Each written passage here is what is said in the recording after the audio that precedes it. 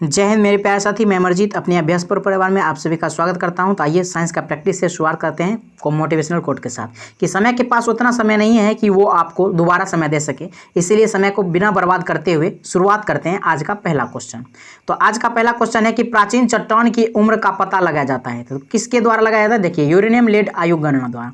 अब चारों ऑप्शन के बारे में जानिए। देखिए, कार्बन आयु गणना जो होता है यह होता है जीवाश्म के लिए। किसका होता है? जीवाश्म की आयु का गणना जो करते हैं, मतलब जीवाश्म ऐसे कर सकते हैं जो कि जीव था जिसमें प्राण था और वह क्या हुआ, वह मर गया और उसका अवशेष बच गया है, तो वो क्या कहते हैं? उसको कहते हैं जीवाश्म। तो कार्बन आयु के निर्धारण द्वारा जीवाश्म का उम्र का पता लगाया जाता है। ठीक है। अब पोटेशियम आर्गन की गणना की बात करें तो ये भूगर्भ, मतलब कह सकते हैं कि धरती के अंदर जो चट्टान पाया जाता है, यानी कि भूगर्भिक जो चट्टान है उसका आयु का पता पोटेशियम आर्गन आयु गणना द्वारा किया जाता है। और रूबिडियम स्ट्रोंसियम आयु गणना जो होता है यह होता है चट्टान या खनिज के लिए। किसके लिए?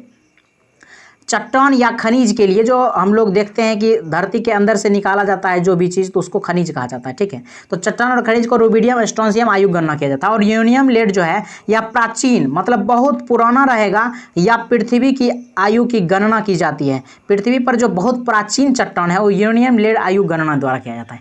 तो इस चारों ऑप्शन के बारे में आप लोग डिटेल से याद रखिए कि कार्बन आयु और गणना जीवाश्म हो जाएगा, जीवाश्म का पता चलता है आयु का, और पोटेशियम आर्गन गणना भूगर्भिक चट्टान का होता है, और रूबिडियम ट्रांसियम आयु गणना जो होता है या चट्टान या खनिज के लिए होता है, और यूरेनियम लेड आयु गणना या प्राचीन चट्टान के लिए होता है। ठीक है। आगे बढ़ते हैं, अगला क्वेश्चन देखते हैं। अगला क्वेश्चन का, एक परमाणु संलयन प्रक्रिया स्वचालित रूप से होती है किसमें? सूर्य में। आप लोग जानते होंगे कि संलयन प्रक्रिया होती है, मतलब कि इसमें दो अलग अलग परमाणु जुट करके, मतलब एक परमाणु में बदल जाते हैं, मतलब कह सकते हैं कि अलग अलग जुटना एक तरह से संलयन हो गया, और अलग होना उसको विखंडन कहा जाता है। ठीक है। तो इस प्रकार से सूर्य में हो जाएगा संलयन प्रक्रिया स्वचालित रूप से होती है। चलिए आगे देखते हैं। अगला क्वेश्चन देखिए क्या कर रहा है कि एक सांद्र अम्ल को तनु करने के लिए हमें क्या करना चाहिए? तो इसमें पानी में सांद्र मिलाना चाहिए। यदि सांद्र में पानी मिलाएंगे तो फिर आग लग जाएगा, इसीलिए पानी रहता है पहले से, और उसमें क्या करते हैं, ऊपर से एसिड डालते हैं। ठीक है। पानी पहले से लगभग 1:3 में, यानी 3 अनुपात में पानी है, एसिड ऊपर से हम मिलाते हैं उसमें। तो इसका ऑप्शन नंबर डी सही आंसर हो जाएगा। चलिए आगे बढ़ते हैं, अगला क्वेश्चन देखते हैं। अगला क्वेश्चन है कि पानी में घुलने पर निम्न में से कौन सा एसिड कम H+ आयन देता है? तो देखिए, कम H+ आयन की बात कर रहा है, तो कम H+ आयन CH3COOH देता है। ठीक है। बाकी ये मतलब कि बहुत ज़्यादा प्रबल अम्ल इसको कहते हैं होता है, HCl हो गया, HNO3, H2SO4, ये सब प्रबल अम्ल होता है। जो दुर्बल अम्ल होगा वही तो कम H+ आयन देगा, क्योंकि H+ आयन जो जितना अधिक देगा वह उतना प्रबल होगा। ठीक है। तो ये दुर्बल अम्ल होता है, इसीलिए ऑप्शन नंबर इसका बी सही आंसर हो जाएगा। चलिए आगे बढ़ते हैं, अगला क्वेश्चन देखते हैं। अगला क्वेश्चन है कि जब लिटमस विलयन ना तो अम्लीय और ना ही क्षारीय होता है तब इसका रंग कैसा होता है? तो देखिए, उदासीन जो लिटमस पेपर होता है उसका रंग होता है बैगनी कलर का, तो इसका ऑप्शन नंबर बी सही आंसर हो जाएगा। चलिए आगे बढ़ते हैं, अगला क्वेश्चन देखते हैं।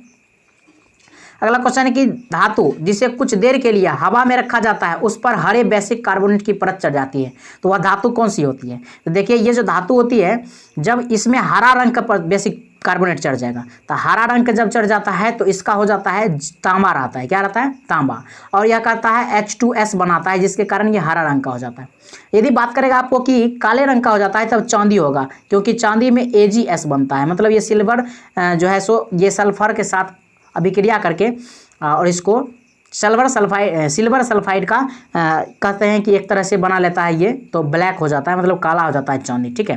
तो यदि रखा था काला तो चांदी होता, लेकिन कह रहा हरे बेसिक कार्बोनेट, तो ये हो जाता है तांबा। क्या हो जाता है? तांबा हो जाता है। ऑप्शन नंबर डी सही आंसर है। चलिए आगे बढ़ते हैं, अगला क्वेश्चन देखते हैं।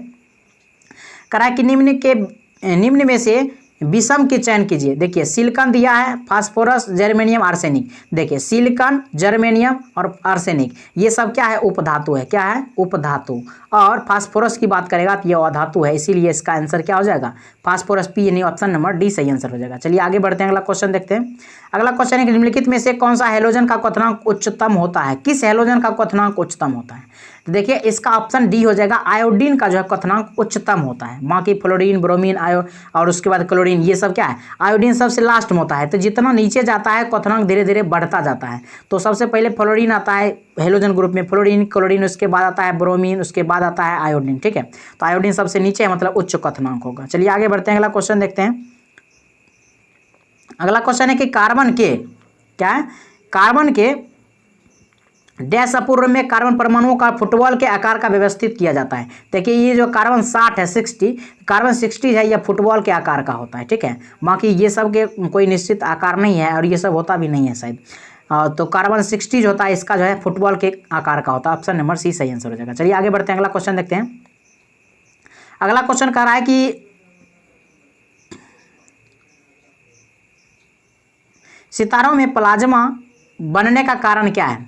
तो सितारों में प्लाज्मा बनता है उच्च तापमान के कारण। किसके कारण? उच्च तापमान। और प्लाज्मा कौन सी अवस्था है? चौथी अवस्था है। यानी कि कह सकते हैं कि प्लाज्मा जो है यह प्लाज्मा पदार्थ की चौथी अवस्था है और इसमें लगभग जो है 20,000 डिग्री, कितना 20,000 डिग्री सेल्सियस जो है इसमें ताप होता है। और इसकी खोज किसने किया था ये भी जान लीजिए। यह 1879 में इसकी खोज हुई थी। कब? 1879 में इसकी खोज हुई थी और विलियम क्रूब्स द्वारा। किसके द्वारा? विलियम क्रूब्स के द्वारा इसकी खोज हुआ था। और इसका नामांकन जो है यह किसने रखा था? ये भी याद रखिए, इरविंग, क्या? इरविंग लैगम्यूटर नामक एक वैज्ञानिक थे, लैगम्यूटर, ठीक है।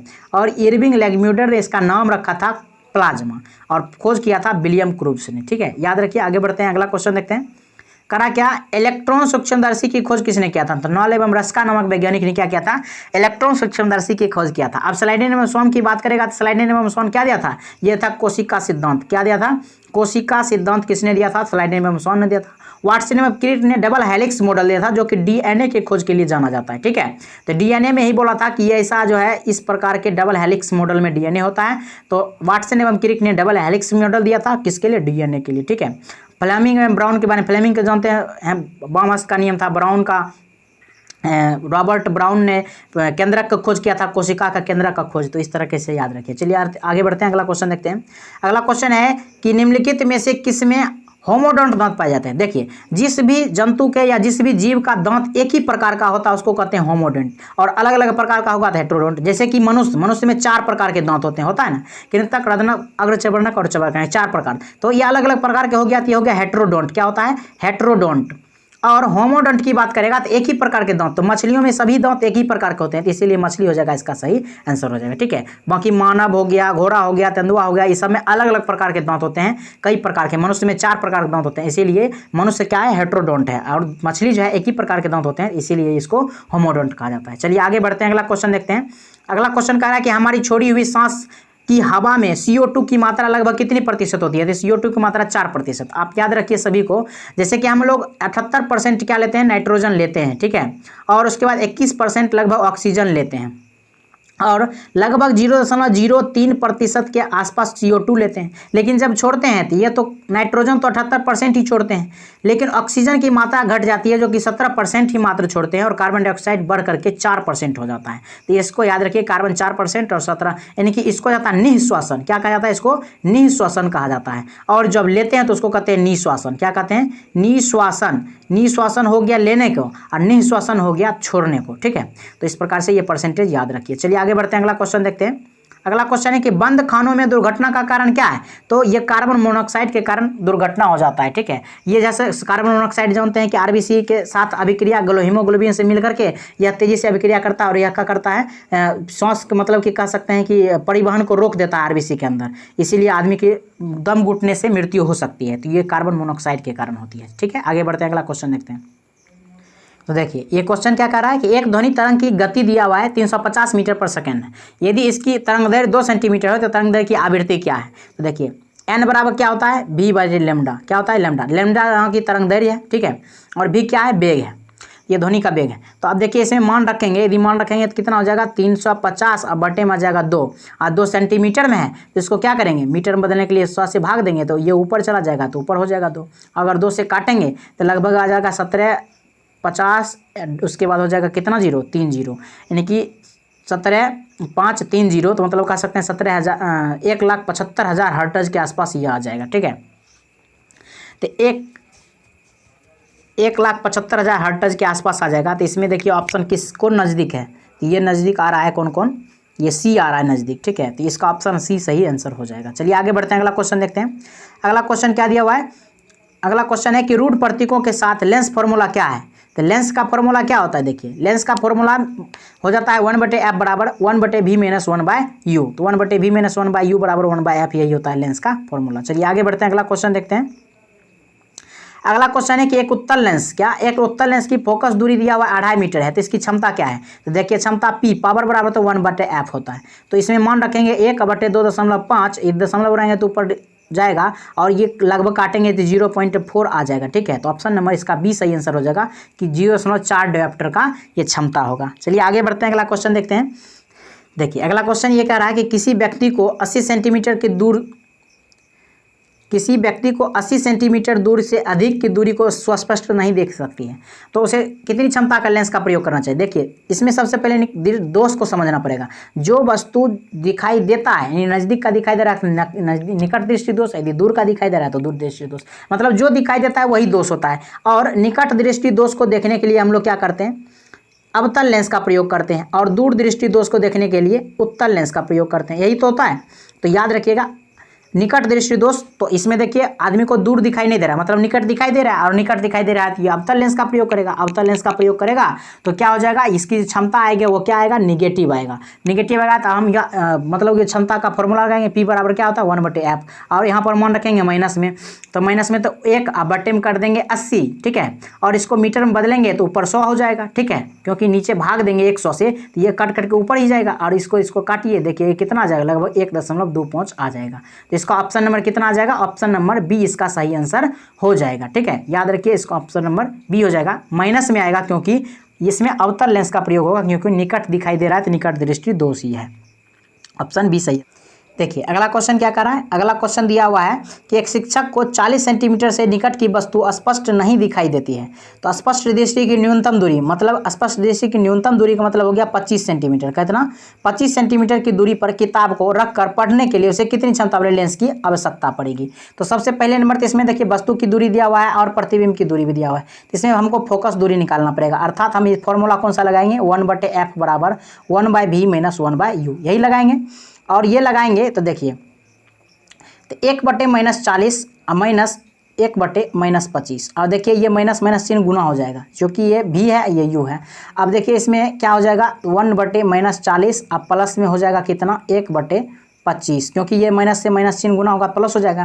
तो अब हम जब एलसीएम लेंगे तो 200 एलसीएम आ जाएगा, तो इसमें कितना हो जाएगा 5 हो जाएगा, 4×5 यानी कि -5, अब प्लस में हो जाएगा +8, ये आ गया लगभग 3/200, यानी 1/f बराबर 3/200 आया। तब देखिए f यदि निकालेंगे तो 200/3 होगा, f निकालेंगे तो कितना होगा, f निकालेंगे तो हो गया ये 200 बटे में हो गया 3, 200/3। अब लगाएंगे p बराबर फॉर्मूला, p बराबर 1/f करेंगे तो ये देखिए सेंटीमीटर में आया है, तो इसको क्या कर देंगे 3/200, ऊपर में 1 है तो मतलब पलट गया। देखिए आपको स्पष्ट दिखाते हैं, 1/f बराबर तो 1, अब बटे में हम लिख सकते हैं इसको 200, अब बटे में 3, सेंटीमीटर है इसको मीटर में बदलेंगे तो क्या करेंगे, भाग देंगे। तो देखिए सबसे पहले नंबर तो इसको पलटिए, तो ये आ जाएगा 3, अब बटे में आ जाएगा 200, और सेंटीमीटर को मीटर में बदलेंगे तो ऊपर में 100 गुना 2 0 खत्म, 3 से काटेंगे तो 1.5 डायोप्टर का चश्मा होना चाहिए। तो इसका ऑप्शन नंबर कौन सा हो जाएगा, तो ऑप्शन नंबर ए सही आंसर हो जाएगा। ठीक है, आगे बढ़ते हैं, अगला क्वेश्चन देखते हैं। अगला क्वेश्चन क्या है, अगला क्वेश्चन कह रहा है क्या कि पेरिस्कोप निम्न में से किसका प्रयोग किया जाता है। पेरिस्कोप में साधारण शीशा का प्रयोग किया जाता है, किसका, यह परावर्तन के सिद्धांत पर कार्य करता है, और इसमें कौन सा साधारण शीशा का प्रयोग किया जाता है। इस प्रकार से आई होप कि ये 20 क्वेश्चन आपको समझ में आया होगा और अच्छा लगा होगा। यदि अच्छा लगा हो तो लाइक शेयर कमेंट जरूर कर दें, और अभी तक यदि चैनल को सब्सक्राइब नहीं किए हैं तो सब्सक्राइब जरूर कर लें, ताकि आपको साइंस का प्रैक्टिस सेट इसी बेहतरीन तरीके से आपको दिया जा सके। यहाँ तक वीडियो को देखने के लिए बहुत बहुत धन्यवाद। जय हिंद, जय भारत।